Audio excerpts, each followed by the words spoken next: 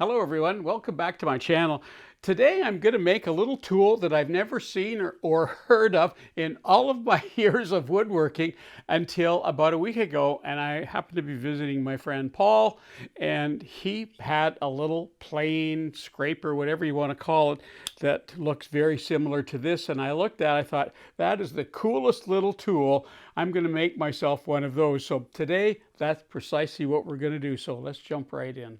So the first thing I needed to start off with is a blade, and there's the blade that I've selected, and I've taken it out of this little plane that I bought, I think probably 20 or 25 years ago, and I have used it in the past a fair bit, and the blade is still quite sharp, but I'm going to need to touch that up before we finish up here. Next thing I need to do, I've cut up some babinga here that I've just had laying around the shop for years and years, time to use it up, and I've jointed one side and one edge. I need to plane it. I also have some holly here. Because this is not high enough, I'm going to need to rip it and then put the two pieces together, but I thought it would be kind of interesting to put some holly in the middle of that just to give it a little bit of an effect. So I'm going to do that.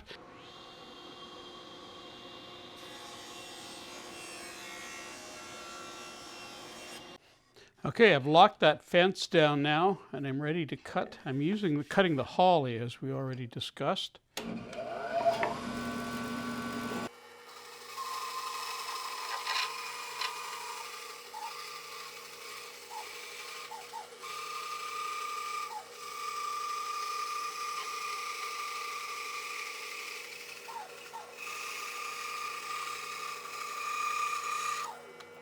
Okay, now I'm just going to cut the holly.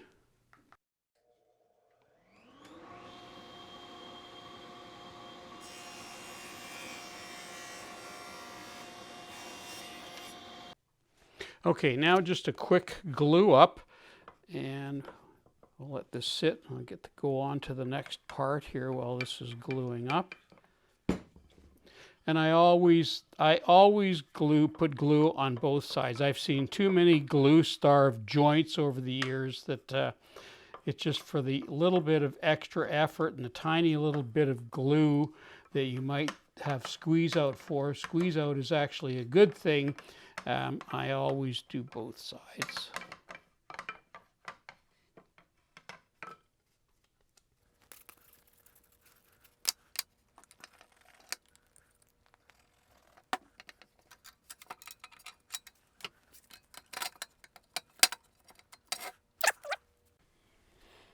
Okay, I don't know if you'll be able to see these marks on here, but I'll flip them around. So there's what I'm doing right there, and I'm going to cut that arc, and I think I'm just going to go to my sander and just sand that off very carefully.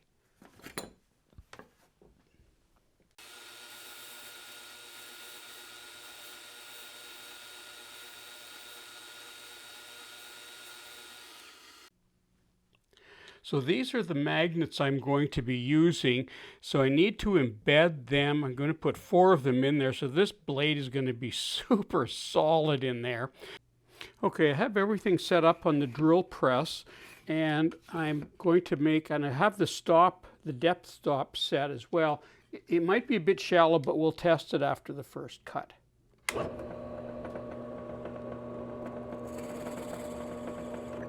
Yeah, that's too shallow.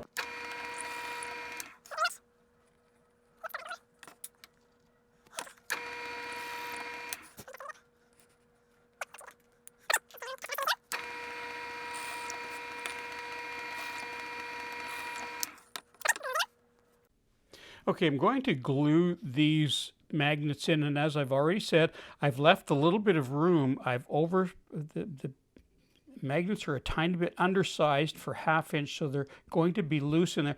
And the reason is so that I can get glue all the way around the magnet. Now, the perfect glue for this is this Starbond, the gap filler. This is a very thick glue. And because these are magnets, I have a piece of aluminum here. Dalmax to the rescue one more time. This is one of the Dalmax shims, and I also have prepared some some parchment paper because I don't want this to stick to this. So we're just going to go ahead here. We'll do the first one. And I'm just going to fill that in, and I'm going to try and fill all the way around the sides too. I know it should probably squeeze up anyway, but put the first one in there. There we go. That actually looks good right off the bat. Just want to kind of get it like that. Okay, now I'm going to use some accelerator on that just to set that.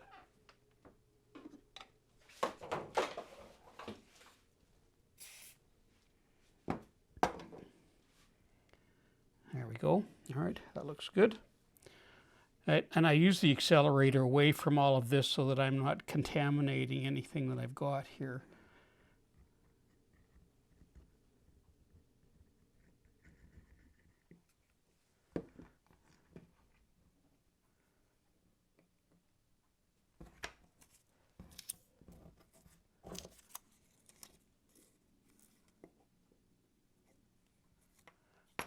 There we go. I'll do some accelerator on that one.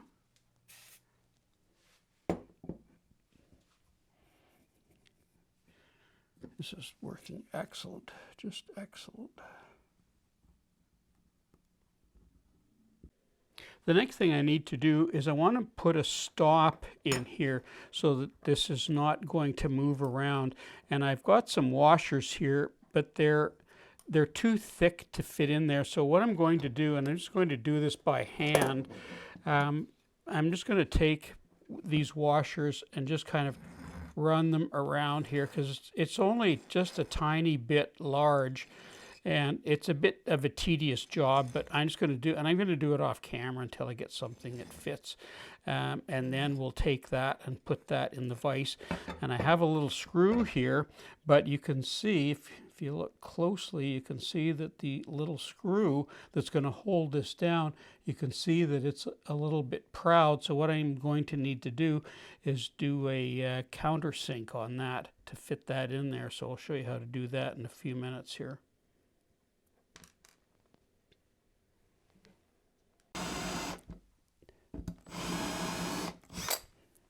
Take that and see how that fits with the washer or the little screw in there.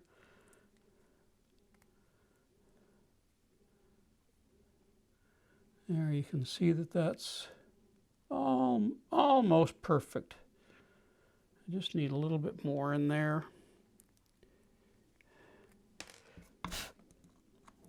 Go ahead. Tighten that up again.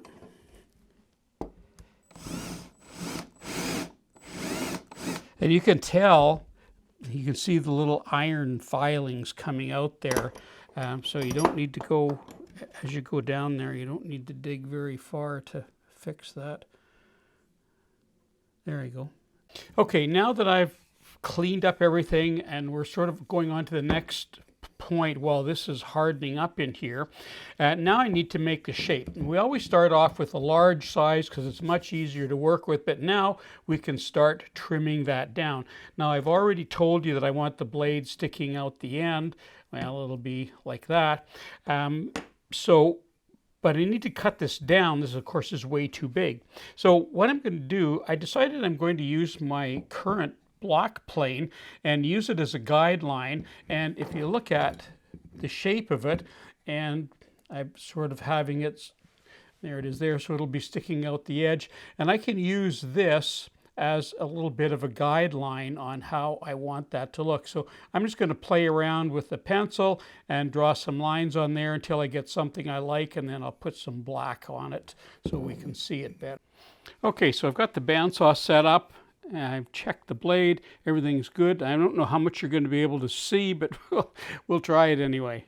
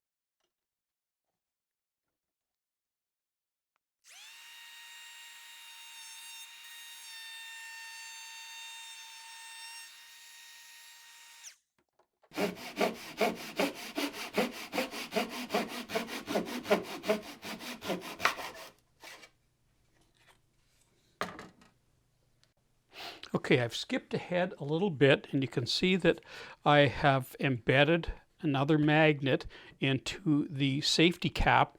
I've also trimmed some very fine wood here, and it's just slightly above the blade, and I'm going to put some on all four sides like that. And then I'm going to put a cap on top of that. So at the moment, what I'm doing right now is I'm just going to put a little bit of CA glue on the bottom here, because it's going to be the quickest and easiest in terms of waiting for this to dry. And flip that around like that, and I'm going to put some accelerator on there, and that should be locked on.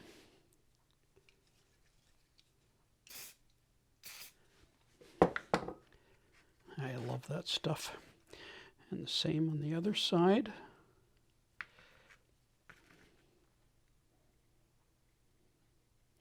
And for this, I'm actually using the medium. I don't need anything thick, and I don't want anything too thin on this. Some accelerator on that. Okay, now the last thing, I'm not going to bother showing you this, but basically I'm just going to cut a piece on top, and I'm going to expose the magnet on there, and the reason for that is I want to be able to drop that on there and slide it in. Even though it's below the surface here, it's safer to go that way, so I'll make it a little bit, what'll look like a little bit short. Okay, now is the big time. This is the final glue up, and I'm going to put glue on both surfaces because that's the best way to get a good strong bond. Okay, and I have to trim all that off anyway. I'm going to butt that right up there like that.